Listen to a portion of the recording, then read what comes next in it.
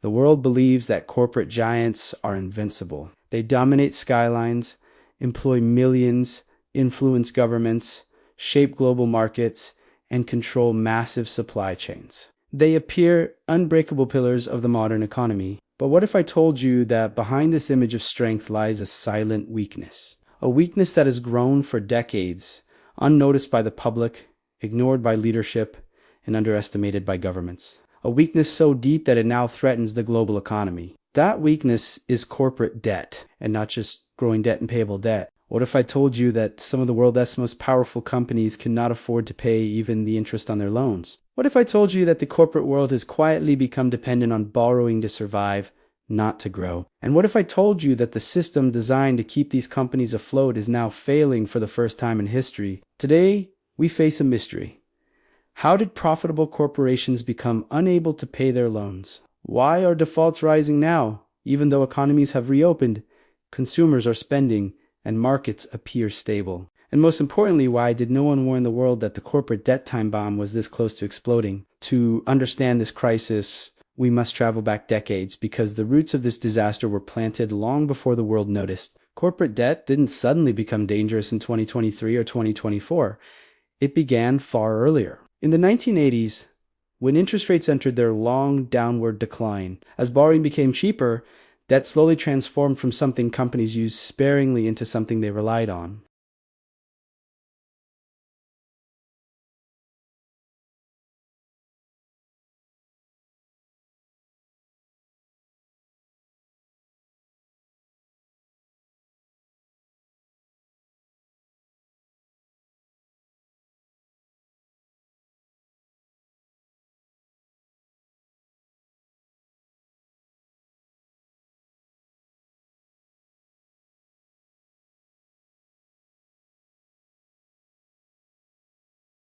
They competed through leveraged acquisitions. Instead of using cash flow to strengthen their businesses, they used borrowed money to inflate their stock prices. This transition created a new economic species, the zombie corporation. These companies could only survive because interest rates were extremely low. They earned barely enough to pay interest, but not enough to reduce principal.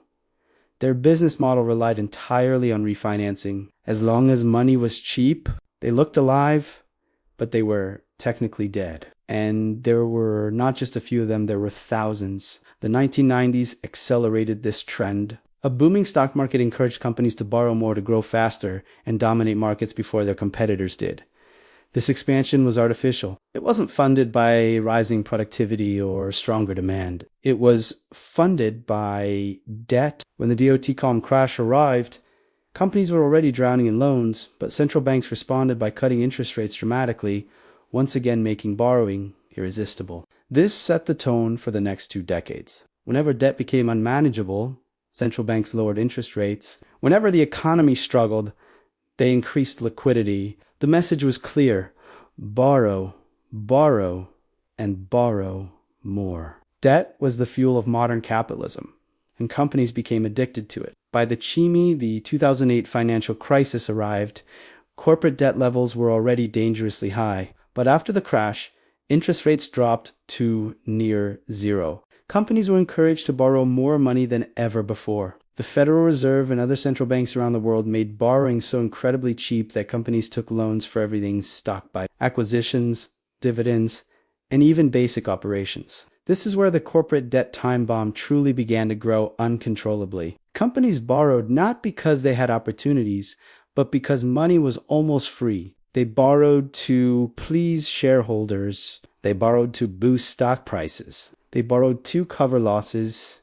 The line between survival and collapse blurred as companies took on levels of debt never seen in history. Private equity firms supercharged this trend. Their business model was simple: by companies using borrowed money, load them with even more debt, cut costs aggressively, and then sell them or take them public. These firms created an entire generation of corporations with unstable financial structures. The companies looked profitable only because they cut staff, slashed research budgets, and squeezed every penny from operations. But underneath, their balance sheets were disasters waiting to happen.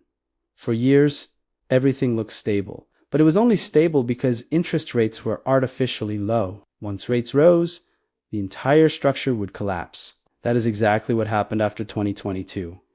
When central banks increased interest rates aggressively, the corporate world entered a new and terrifying era. Debt that was once cheap suddenly became expensive. Loans that cost 2% now cost 8, 10, or even 12%. Refinancing became impossible. Hundreds of billions of dollars in corporate loans matured each year, and companies discovered that their debt payments would now triple. For many corporations, this was a death sentence. They could not generate enough profit to pay the new interest rates. They were never built to operate in a normal interest rate environment. They were built for a world of nearly free money, a world that no longer exists. The breaking point came quickly. Within months, debt-avid companies began reporting financial stress. Some announced cuts, others announced layoffs, some paused dividends, others began quietly negotiating with lenders. But the most concerning trend was the rise in corporate defaults. Companies large and small began missing interest payments. Bondholders reported losses.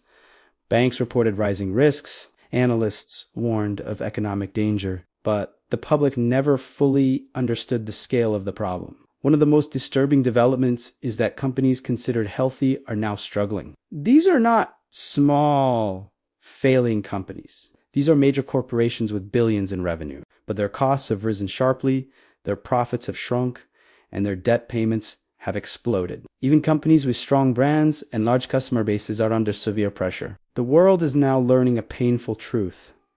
Big companies can fail, and when they fail, the damage spreads quickly. Corporate debt doesn't just affect shareholders. It affects employees who lose their jobs.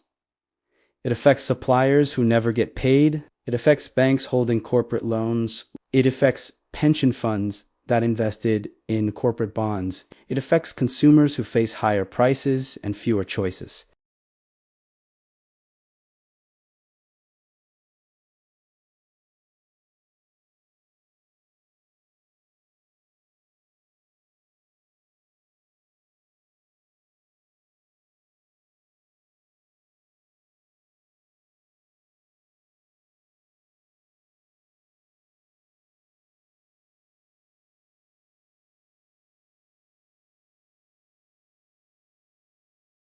Tech companies are laying off staff. Airlines are warning of higher debt costs.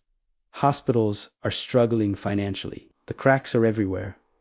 Governments are powerless to stop this. If they cut interest rates, inflation will rise. If they keep rates high, companies will collapse. If they bail out corporations, citizens will protest. If they let companies fail, unemployment will rise. Every solution comes with severe consequences. The tools that saved the economy in the past no longer work. We are now in a new era where the consequences of decades of debt are finally unfolding. The patterns we see today are identical to previous crises. But on a larger scale, before the 2008 crisis, banks were over-leveraged. Today, corporations are over. Before the dot-com crash, companies relied on unrealistic growth projections. Today, companies rely on unrealistic refinancing assumptions. Before the 1980s, inflated debt destroyed financial institutions. Today, corporate debt threatens to destroy global supply chains. The warning signs are clear.